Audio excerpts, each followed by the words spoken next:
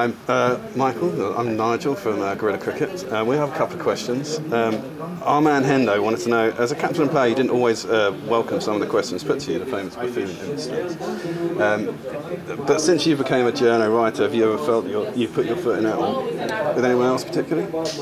I don't know about putting my foot in it, but part of your job as a writer or as a commentator is to try and call it honestly, and sometimes that means that difficult questions to ask or quite harsh comments to make. But I think it's really important as a former player to retain some empathy with the players, to kind of know not to forget how difficult the game is. So if you are making criticisms, they're criticism tempered by the fact that you have some empathy. Yeah, I mean, I noticed actually we were watching the end of the India series, and you and both and Nasser were there, and I thought you were pretty spot on actually with your sort of. It seemed to be the press seemed to go on about the batting being the problem, but we at Guerrilla Cricket thought it was more to do with the bowling, the fact that we got a certain amount of runs at the end of that series. I mean, we tended to get over 400, 500 every time, but we couldn't take the wickets, which was a big problem. I mean, it's a very difficult tour. I think England are the only team to win a Test series in India for a long time, so it's going to be tough.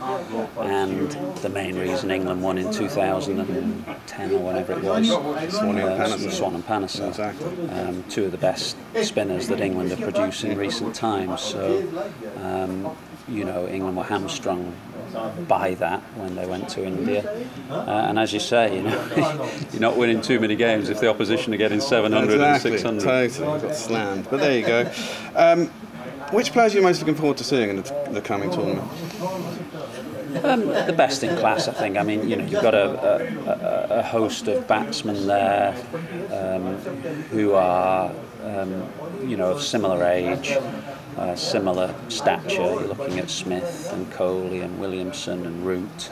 But AB de Villiers in there as well. I mean, these tournaments, those players tend to really kind of say, right, I want to grab this tournament. So I think to watch that group of young top-class batsmen is going to be great fun.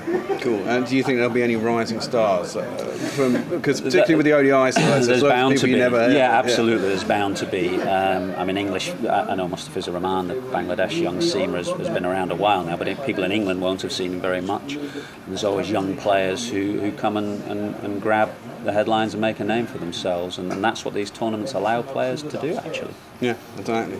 And finally, we are favourites for the bookies. Is that right? I believe so. I think we're 7-1. Right. Would you put money on it? I've rarely talked in England up before a global 50 over tournament, but I do think they're going to be formidable. Yeah, I think so. Hard to beat. Home conditions, the last two times the tournament's been held here, England have been finalists. They look a strong and powerful team. They've transformed the way they've played since 2015. Since the World Cup, it completely changed.